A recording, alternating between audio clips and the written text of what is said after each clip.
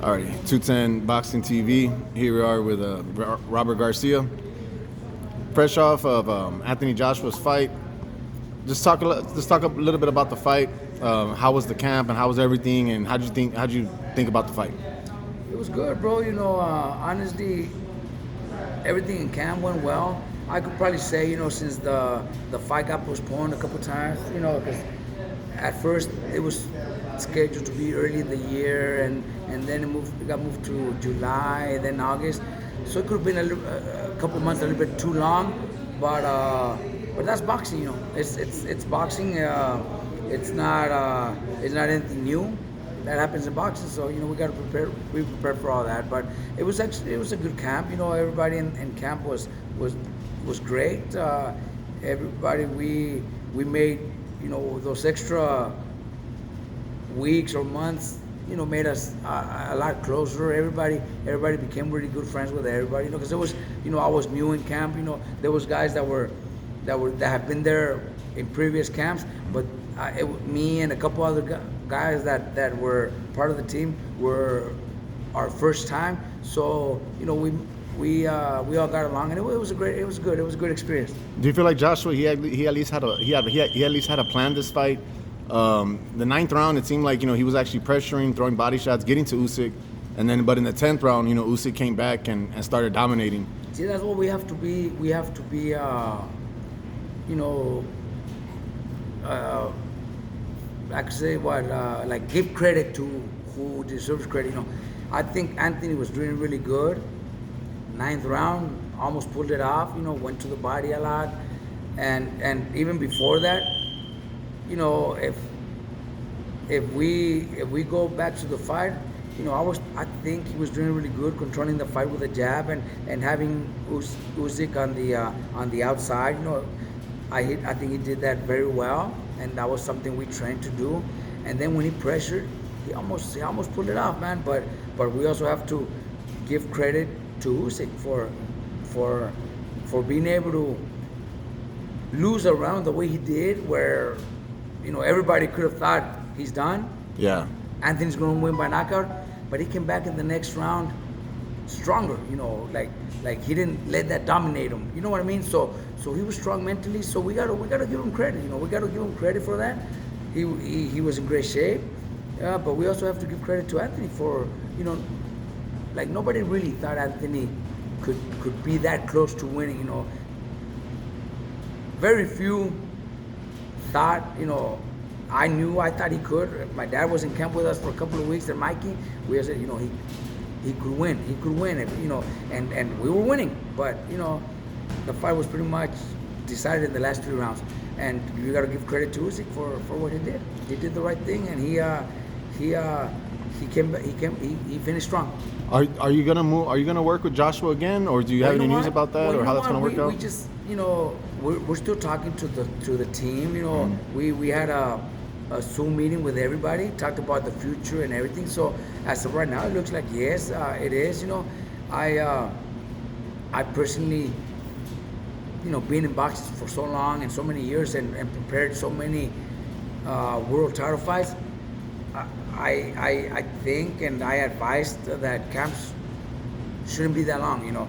Not that they chose camp to be that long, because the fight just got postponed a few weeks, a couple of months, but camps, if the fighter's staying semi in shape when he's not and Anthony is one of those. Anthony's one of those that's always keeps his health good. He's always healthy. He's always doing workouts, running and stuff like that. He's always in shape. So camps shouldn't be, could be 8-week camps, and that's enough for a fighter to be ready for a world title fight.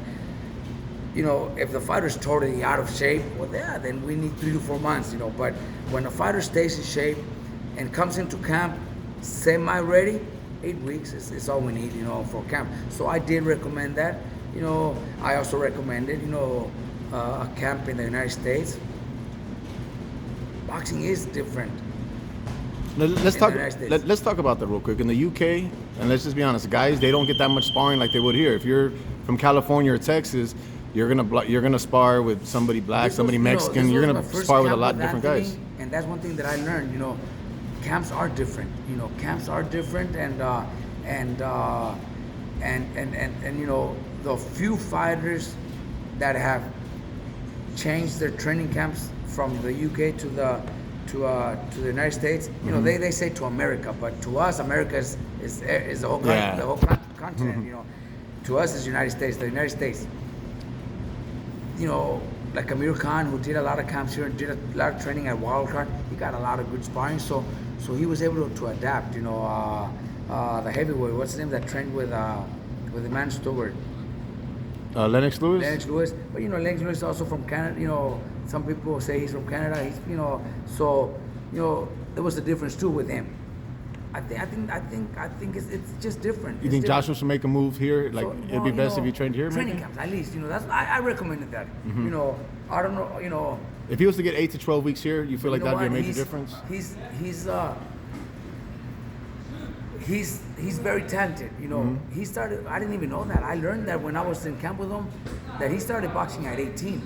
Had never tried boxing before, and started boxing at 18. And 3 years later, he was an Olympic gold medalist. So that already says how talented he is and how talented he could be. If he had Because in boxing, training over everybody here, you know what starts I mean? everybody starts young in boxing, 7, 8 years old. He's already you know, with only 3 years experience, he only had like 60 amateur fights and was an Olympic gold medalist. Where everybody else that's been Olympic gold medalist It's have 200, 300 to 400 300, fights. yeah. You know, if you talk about Uysk and Lomachenko and those guys, even guys from the United States, they have at least 100 fights to 200 fights. You know, just to be an Olympian. All the Cubans that get gold medals and the Eastern European guys that are gold medalists, they're all getting gold medals with 300-400 amateur fights. Anthony Joshua only had 60 amateur fights, so that itself says how talented he is and how natural he was at that young age as a fighter. Because only 3 years into boxing to become a gold medalist, that already says a lot.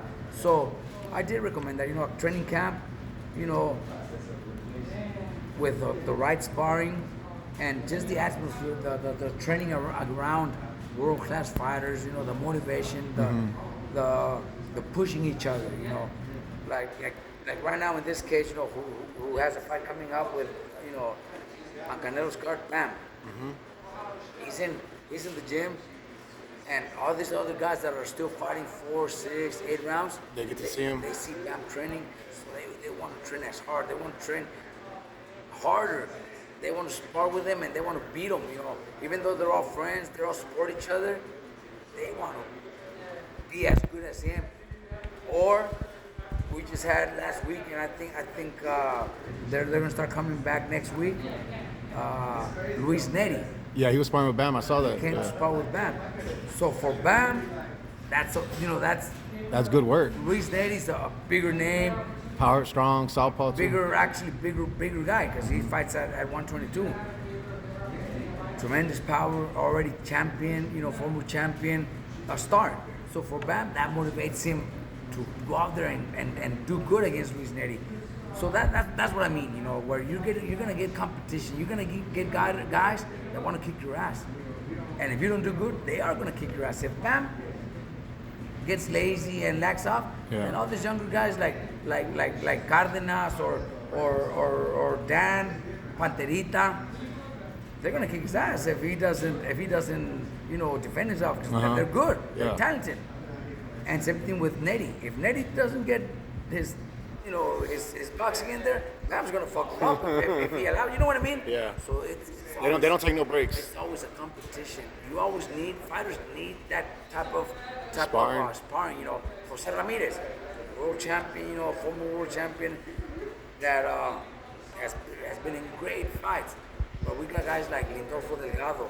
We got guys like Redmond He Murataya. beat Pollo. He beat Pollo Aguilar. That Yes. was a good ass fight. Good ass So fight. you got those type of guys that go in there and spar Jose Ramirez. They want to be better than Jose Ramirez. They're teammates. They love each other, but they want to be better than him because they want to be where Jose is right now, Yeah, unified, making millions yeah. of dollars every time he fights. They want to get there. And Jose knows, oh, this motherfucker, these young kids, you know, they want to kick my ass. Well, he's gonna try hard not to allow that to happen. You know what I mean? And then Jose also had, well, not anymore, but had, you know, guys like Virgil Ortiz, was the bigger guy, strong guy, you know, wants to spar. Jose loved to spar Virgil Ortiz. And Jose told me one day, I told Jose, look, Jose, we're gonna, because my dad also told me, I said, look, don't put Jose with Virgil every day, because Virgil's big and strong, you know, and you don't know, you know, could hurt him with a body or something. And one day, you know, like on a Monday, Jose spars Virgil. Next sparring session on Wednesday, I put Jose with other guys and Virgil with somebody else. And after sparring, Jose's like, why didn't I spar Virgil? And I said, look, we're just gonna switch it around, you know. So that, he says, no, I like to spar Virgil because he's the strongest guy in the gym, and he's the one that's gonna push me to do better. So that's you know what I mean. That's the type of sparring that Jose wants, and that's the type of sparring that Bam is getting with his kids that want to be better than him, that want to kick his ass to prove themselves. Yeah. So same thing, you know what I mean. So that happens with everybody. So that's why I recommend that something like that is what You recommend for Joshua? needs. You know, we have our heavyweight Mireles. Yeah. Who also he's 4-0 with 4 knockouts. Mireles was sparring with Andy Reese for his last fight. He was helping Andy Reese prepare for this fight. He's coming with King Kong Ortiz. So he goes to San Diego to spar Andy Reese. My guy wants to do good. He wants to kick Andy Reese's ass because he wants to prove himself that he's as good or better. And Andy Reese knows he's a young 4-0 guy. That's, you know, if I let him, he's gonna kick my ass. So you know what I mean? That's the type of work that all fighters get here in California, and not only California, Texas, wherever you go. So I even I recommend it, even if it's not with me, even if it's not with me, because Get a change of scenery. Fighters could change. You know, they decide from one fight to another, I want to try somebody else. You know, I want to try somebody different.